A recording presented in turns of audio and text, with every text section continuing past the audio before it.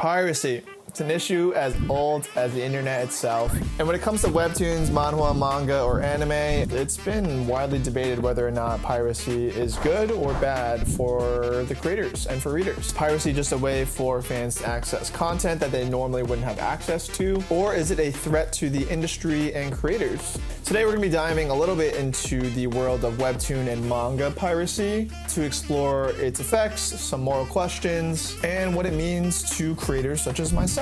But also as a reader, because I also have to admit I would not be into anime and manga as much as I would be today if piracy did not exist. I do acknowledge that as well. So without further ado, let's get into the video. But before then, make sure to drop a like for the YouTube algorithm. It really helps us out.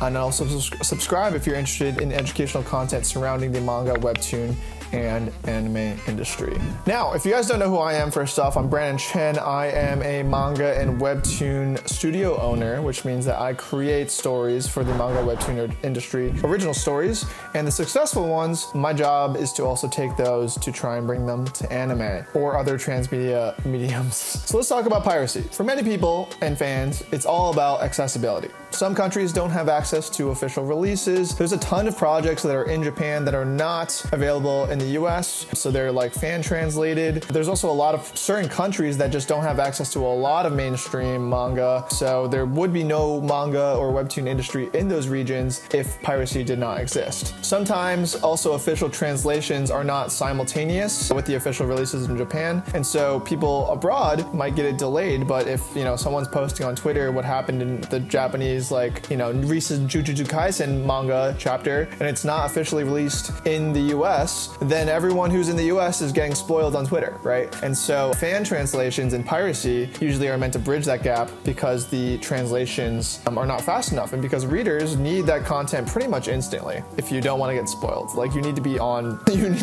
the week to week release hour of. The other thing about piracy is that manhwa and webtoons and anime and manga, some of them have gained global popularity as a result of piracy. I would say that Naruto would not be as big as it is today without piracy. Feel free to argue with me in the comments about that, but I think piracy propelled Naruto, especially the manga when it was releasing when I was younger, to next level heights. Naruto is big on Toonami, that's for sure. Naruto was in Barnes & Noble, that's for sure. But past the anime, people were reading the manga and it was all pirated, for sure. And even stuff like Blue Lock or Attack on Titan, those series were all getting pirated the crap out of, and those reached next level heights, especially the anime definitely propelled them to other heights, but piracy helped get those manga, those crazy numbers on the global scale. And here's the thing, I would not be as into anime and manga also if I did not pirate as a kid, right? When I was a kid, I did not have access to money. I did not have access to going to the bookstore whenever I wanted to buy expensive manga.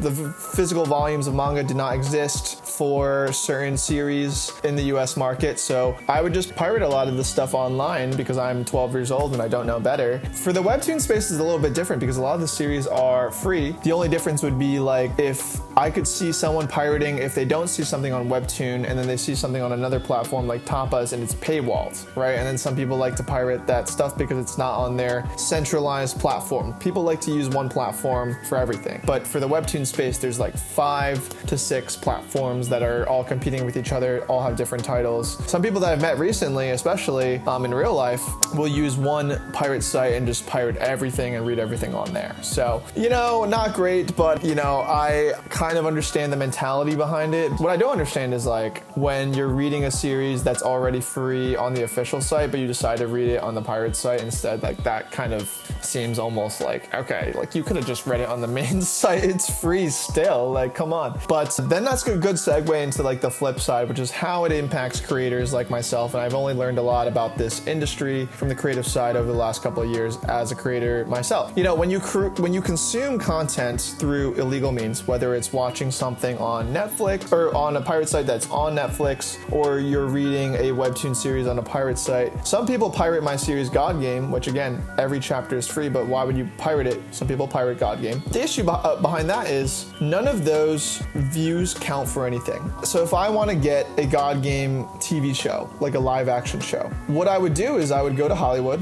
I would show them the official numbers behind the God Game project. Hey, this is how much money we've made. This is how much numbers we have. This is how big God Game is. The piracy numbers do not count. Those are fake. Those are not real. We don't know what's behind them, so we cannot control those numbers. No idea. People who read through pirate sites are essentially ghost readers. They don't actually exist in the official means. And if you want a series that you really like to get transmedia or expansion deal, the only things that count towards like them pitching that deal is the official numbers and the official money that it's making. And so yeah, I would really encourage anyone, if you actually support a series, like if you're pirating a series to discover stuff, like whatever. If you're pirating because, you know, it's not accessible in your country, like I also kind of feel like that's whatever, you know, like what are you gonna do? Like not read it? That kind of sucks. But I do think like if there's an official version and it's free also, like why would you not read the free version? If there's a paid version and you want to support the creator, why would you not support the creator, right? The only reason I get to do what I do is because people like spend money and support the series. If the people who didn't support the series didn't spend money to support the series, this entire industry would collapse, right? It's not just for transmedia deals, it's also for the continuation of the series. For example, if Naruto did not have a lot of official readers and it had a massive global reach and everyone was pirating that series, it would have been canceled. It would have been canceled.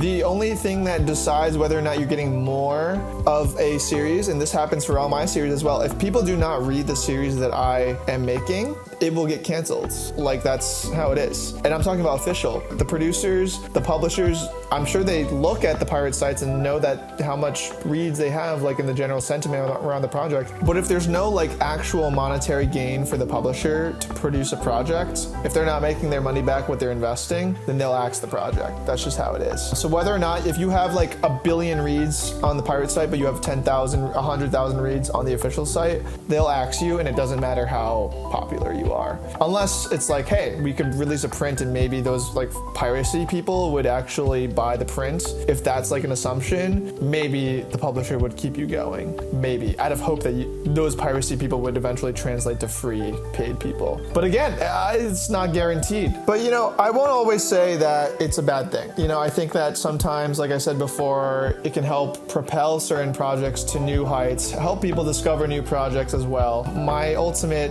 hope would be that if you discover a project that you know exists, you would go read the official version, you would go support the official version. And if you use piracy as a way to like discover new stuff, like whatever, you know, whatever, I'm not gonna slap you on the wrist. Though a lot of the manga companies are shutting down and hunting down these piracy websites and piracy owners. So that is a consideration as well. And it's not all about money either. It's not all about like whether or not my series, you know, a series is gonna get canceled. Also, when you're reading fan translations and, you know, poor scans as well, you're not actually getting the full reader experience that the creator originally intended for you. So if you're reading something that's translated from, what happens a lot is Jujutsu Kaisen, as it's serializing, is getting leaked online, right?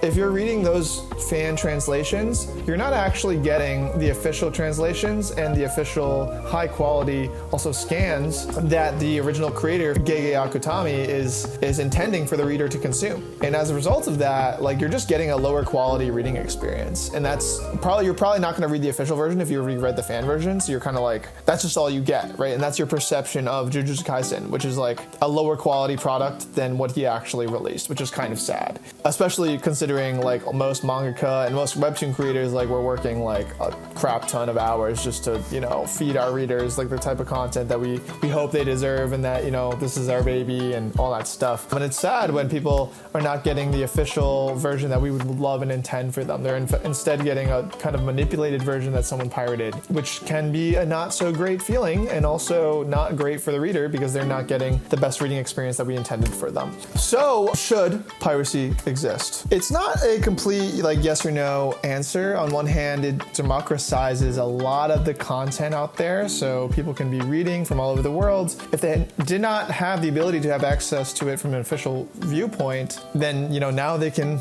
get involved in the conversation of certain anime and certain manga. And again, I do think the anime and manga would not be as widely renowned if it wasn't for piracy. So I do acknowledge that. However, now that anime and manga and webtoons have become a lot more legitimate in today's entertainment worlds, it's a lot more global. Japan recognizes it's a lot more global. Korea also recognizes their projects are becoming very global as well.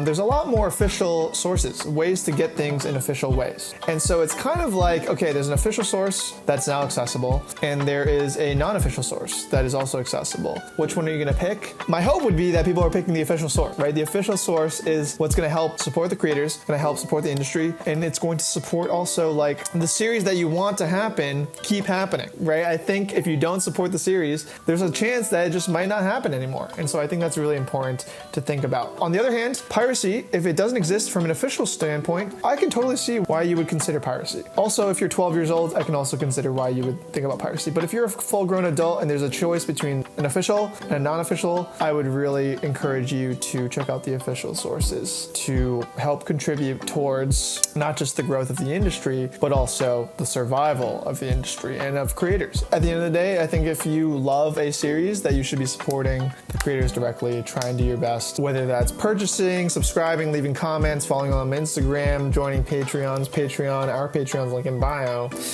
But I want to hear what your opinions are. So why don't you guys let me know, what do you guys think about the pirating? Are you guys into it? Are you guys not into it? Do you think that it should be something that people are allowed to do? How do you guys feel also about the official companies, such as Shueisha, slashing down a lot of the piracy anime sites? Would love to get that conversation going, and maybe I'll make a second follow-up video based on your thoughts. Once again, thank you guys so much for watching. Make sure to like for the YouTube algorithm, subscribe for more type of educational content, and comment if you got this far. Let's do the special word for today is going to be glass. Don't know why I picked that one. There's a glass window there. Anyway, thanks so much for watching. Catch you guys next week. Peace.